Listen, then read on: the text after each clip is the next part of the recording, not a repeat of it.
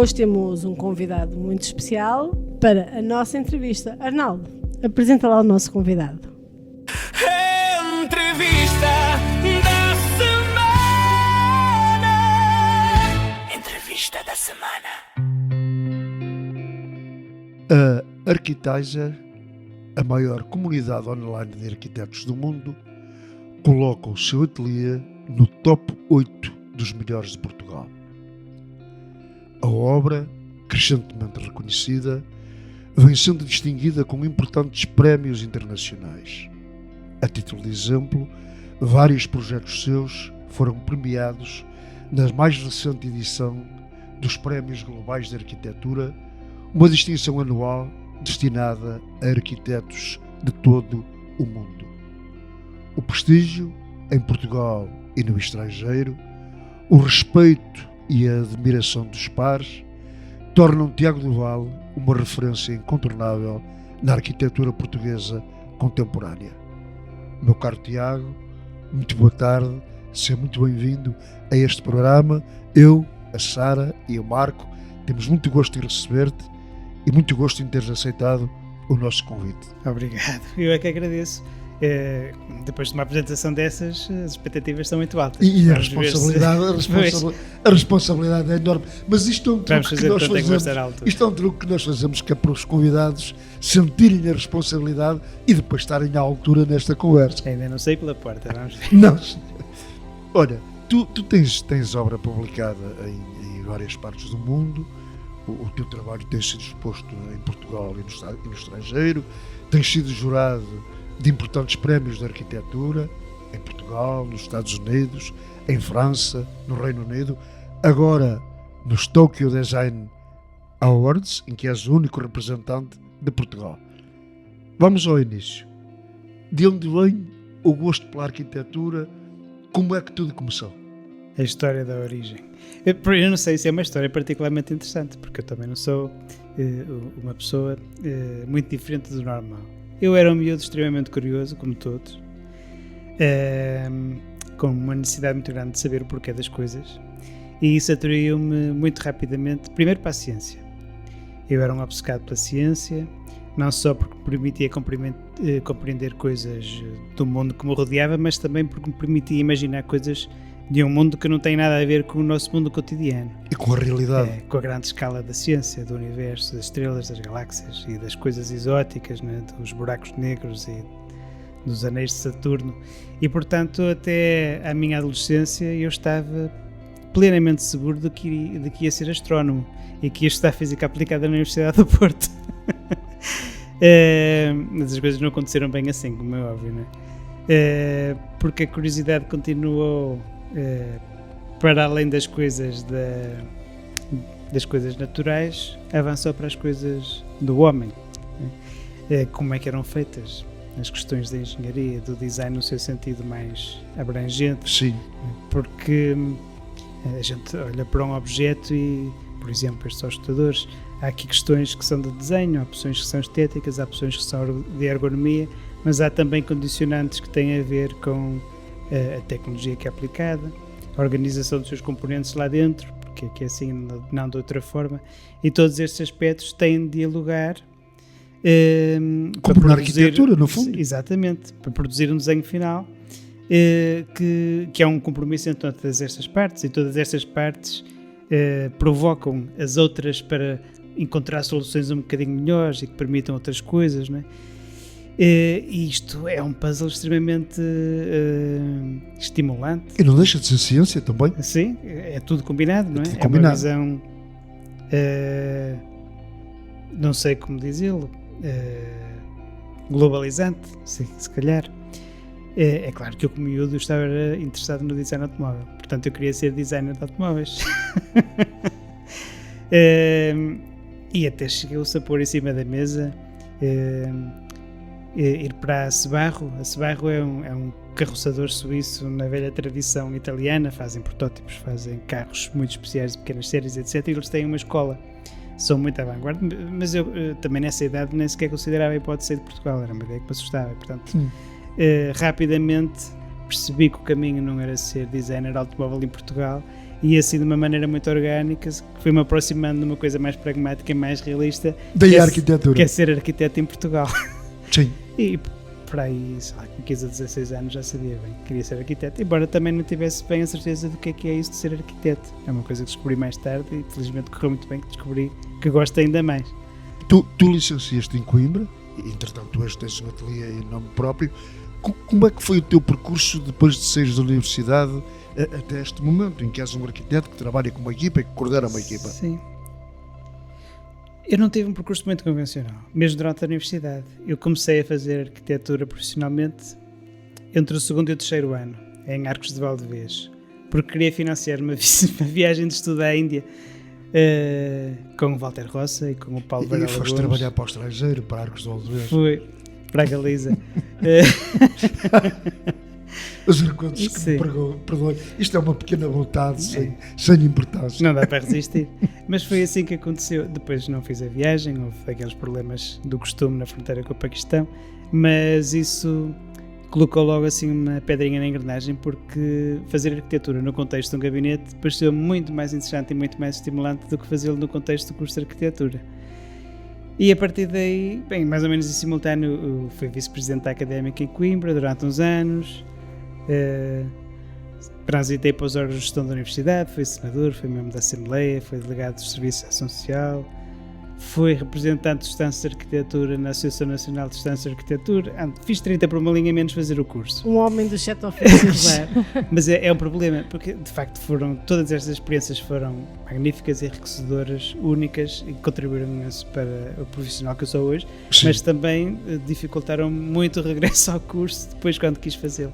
Quando regressei ao curso, o Walter Roça chamou-me para o gabinete dele em Aveiro, passei lá uns tempos também, entretanto acabei o curso, continuei em Aveiro e entramos no contexto da crise do mercado imobiliário de 2008, 2010 e a encomenda no centro do país desapareceu.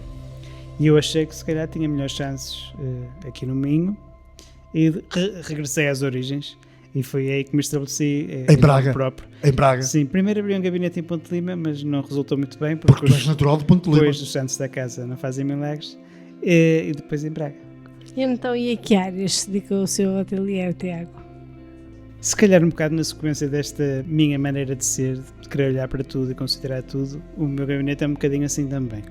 Nós não somos especializados em nada, trabalhamos todo o tipo de programas, todo o tipo de escalas, desde a escala territorial até ao desenho do parafuso. Se me deixarem desenhar um parafuso, eu desenho. E até fora da arquitetura, porque é muito fácil para um arquiteto,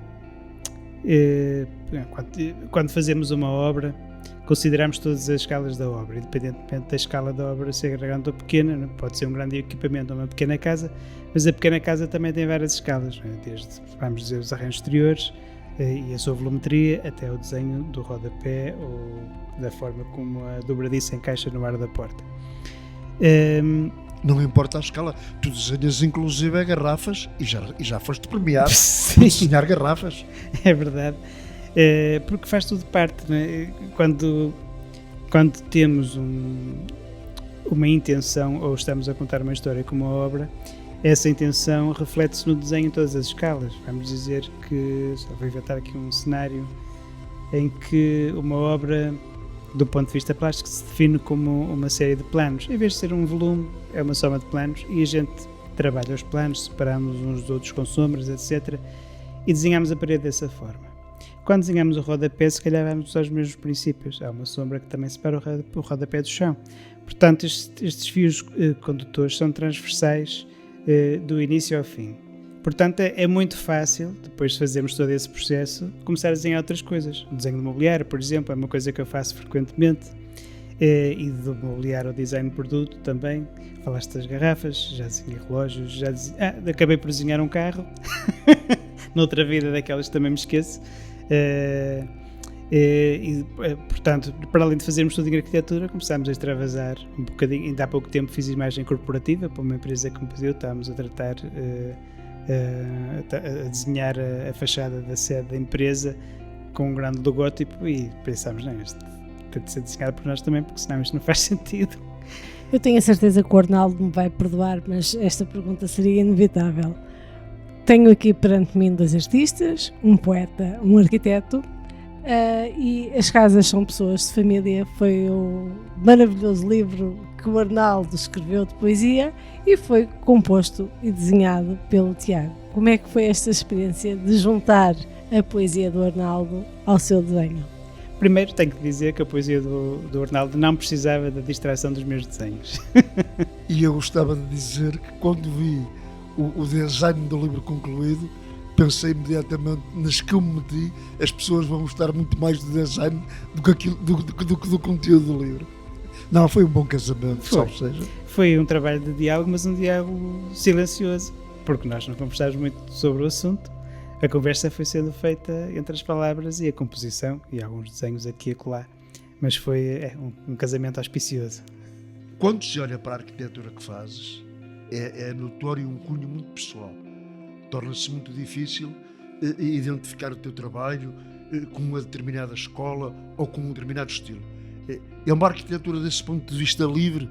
Foi bem dito isso, porque de facto é uma consequência de uma procura de liberdade. É muito comum um autor, como um arquiteto, procurar uma imagem que se sistematiza, que se reproduz, porque isso também torna a sua arquitetura mais reconhecível e portanto, do ponto de vista do marketing, é mais vendável. E não tem mal nenhum, não precisamos ter vergonha, porque os arquitetos precisam de angariar trabalho para serem arquitetos, não é? Mas há uma intenção nesse sentido na tua arquitetura? Embora vá contra esse objetivo, eu acho que se limitarmos o nosso leque de escolhas, sobretudo no que diz respeito à imagem de um edifício, estamos a limitar o leque de possibilidades para darmos a melhor resposta possível ao problema que temos à nossa frente. E eu pessoalmente prefiro correr o risco da minha arquitetura não ter uma imagem de marca e garantir que estou a dar a melhor resposta possível ao problema que aquele lugar me apresenta. Então, como é que se define enquanto arquiteto? Essa é a pergunta mais complicada, porque nós não sei se conseguimos ter distância suficiente em relação a nós próprios para dizer exatamente o que é que somos, o que é que achamos que somos. Erramos de certeza absoluta. Sim, eu juntaria à questão da Sara uma outra questão que eventualmente será uma ajuda para que possa responder melhor. Tu vês a arquitetura como uma forma de arte? É mais engenharia? É mais design? Ou é uma mistura destas coisas todas? Afinal, dificultei. Não, essa é uma discussão recorrente na arquitetura, e que não tem uma resposta simples.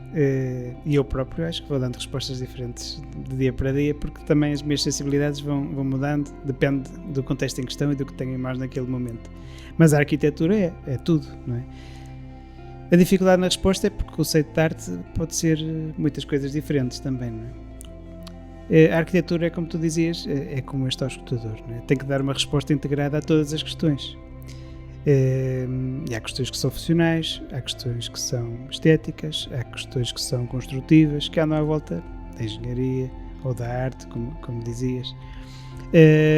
Mas todas elas são função da arquitetura, e mesmo aquilo que chamamos de arte. A arte, se for arte como um engenho para resolver um puzzle complicado, é claro que é arte. Se for arte como estética, é claro que é estética. E a estética não é função?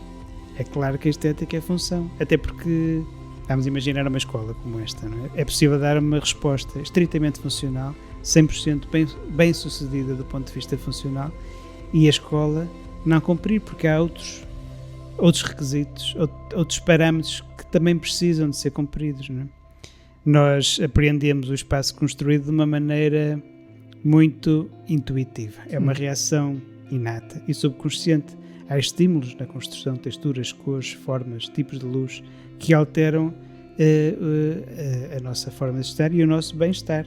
No espaço construído, por exemplo, há estudos sistemáticos de há muitas décadas até agora, em que o desempenho do aluno é quantificavelmente diferente se tiver um espaço com iluminação natural, com visão para o exterior, Sim. até o tipo de mobiliário, que funcionalmente cumpre exatamente a Os mesma países função. nórdicos, no caso de educação de respeito, têm investido muito nessa área, por exemplo, Sim. desde o mobiliário à construção. Tudo isso tem um impacto brutal na nossa qualidade de vida, até mesmo olhar por uma janela e ver uma árvore lá fora baixa a nossa pressão arterial. E, portanto, não se pode dizer que... Não se pode fazer a separação entre função e estética, que faz-se muitas vezes, não é? Porque a estética, a imagem, é função. E é uma das funções mais importantes que a arquitetura tem de cumprir. Sim. Deixa-me colocar-te outra questão. Quando se olha para a tua arquitetura, para a arquitetura que fazes, e isso tem, penso eu, muito a ver com aquilo de que falávamos há pouco, do facto de não pertenceres de forma muito evidente a uma escola nem a um estilo arquitetónico. Achas que eu analiso bem quando digo que em cada projeto que fazes há uma enorme preocupação com o contexto, nomeadamente até com o contexto cultural em que depois a obra está inserida? Sim, sem dúvida. Estou a pensar, por exemplo, o movimento moderno internacional tem uma postura que é o exato oposto.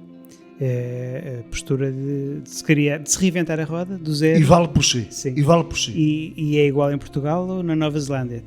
Também, e é produzido em série e tudo, mas eu também percebo que é uma consequência do contexto próprio da época, do pós-guerra, etc. Sim, sem dúvida. Estas motivações... Até de algum pragmatismo. Sim, estas motivações já desapareceram, mas ainda há muitos arquitetos a operar nesta lógica. E não pode ser, não é? Porque os lugares têm características que são únicas, que são E tem próprias. história. Tem história. Tem História, tem Sim, alma. Exato. Muito bem. E pronto, isso é uma característica cultural, não é? Portanto, um edifício, quando se insere num lugar, esse lugar tem uma cultura construtiva própria, que é um contínuo que vem de há muito tempo, séculos, milénios, se for preciso. É um contínuo sem interrupções, que vai sendo afinado, melhorado, acrescentado à medida que novas tecnologias aparecem, à medida que os usos e os costumes mudam, etc. Mas que também está muito atento às características próprias do lugar, ao clima, aos materiais disponíveis, à maneira de ocupar os espaços da cultura local no seu sentido mais lato, para além da construção. E, portanto, quando projetamos um OVNI, não estamos só a desconsiderar toda a história do lugar e todas as tradições que vêm com o lugar, estamos a desconsiderar este contínuo de conhecimento acumulado que produz arquitetura de qualidade e sustentável, só porque sim, organicamente, não é porque é um chavão da moda, e estamos a dilapidar aquilo que é não só a identidade do lugar, mas a identidade do povo que o habita. E, portanto, não me parece que seja essa... Nós não somos agora uma geração de iluminados que tem de reinventar a roda do zero. Nós temos que nos integrar neste contínuo, produzir algo que é próprio do nosso tempo, mas que vem acrescentar a esta história que já está a ser escrita há muito tempo e que há de continuar. E é importante que sirva às pessoas, é importante que as pessoas sintam esse espaço como o seu. Exato, como o seu, e precisamente. Nós vamos repetir aquilo que dizemos em todos os programas, é que temos sempre muito pouco tempo para as entrevistas. A Sara tem uma armadilha, que é sempre uma armadilha final, porque passa toda a gente que passa por este programa, passa a redundância, mas antes disso eu gostava de te colocar outra questão. Eu tive o cuidado de fazer essa contabilidade. Entre 2014 e 2025 tu recebeste 25 prémios internacionais, alguns deles muito prestigiados. Como é que te posicionas face a isso? Que importância tem no teu trabalho estes prémios? Eu sou tão vaidoso como a próxima pessoa. É claro que fico contente, não é? E é claro que, como tu sabes, a prática da arquitetura tem desafios muito grandes, sobretudo quando somos tão obsessivos como eu sou. E tem muitas frustrações, é difícil conseguir produzir os resultados que queremos, porque temos de batalhar contra tudo, não é? Contra as limitações técnicas, contra os materiais, contra a dificuldade de comunicação com os empreiteiros ou com os clientes. É um trabalho duro e, portanto, quando recebemos uma distinção deste tipo, faz-nos bem. e valida o nosso posicionamento e o caminho que estamos a fazer, etc. Mas ao mesmo tempo também não tem grande consequência, porque... Não muda o trabalho que fazes. Não, por exemplo, quando eu recebo uma distinção sobre um projeto, o trabalho de concepção desse projeto se calhar já foi há 5 anos ou há 10 anos. Portanto, quando eu estava a fazê-lo, nem sequer pensava nisto. Não é? Era uma coisa que nem sequer abstrata era, nem sequer era considerada. E ao mesmo tempo, quando recebo a distinção e olho para o projeto, também já não é bem o mesmo autor, já não reconheço exatamente nele. Portanto, há aqui uma dualidade um bocadinho... que anula um bocadinho a alegria do prémio. Tiago, vou-lhe pedir para pensar não no rapaz que queria ser astrónomo, queria fazer desenho de automóvel, um criativo ou um sonhador da obra que ainda não aconteceu. Vou pedir para regressar à sua infância e me dê uma memória da mesma. Uma memória de infância.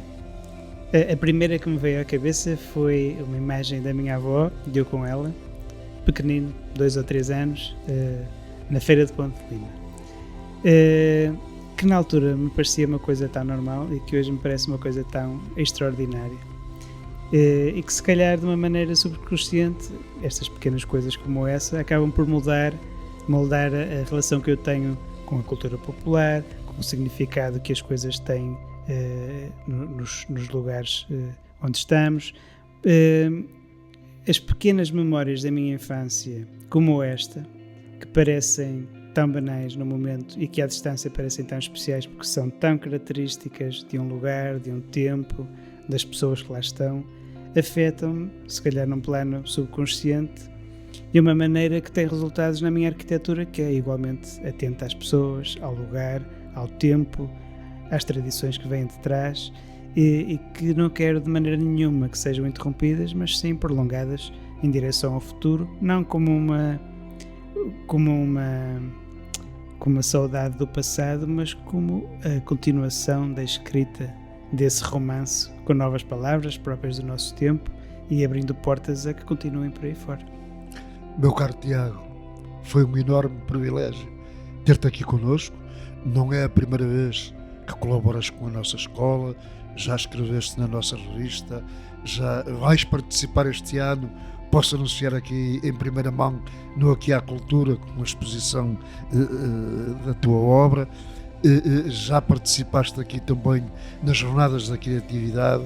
É sempre um enorme privilégio ter-te na nossa escola. Muito obrigado por teres vindo, as maiores felicidades pessoais e para o teu excelente trabalho que tanto dignifica a arquitetura portuguesa. Obrigado, eu é que agradeço, é sempre um prazer ter a vossa amizade e tenho um enorme gosto em voltar cá sempre que posso. Obrigada. Obrigado, um grande abraço.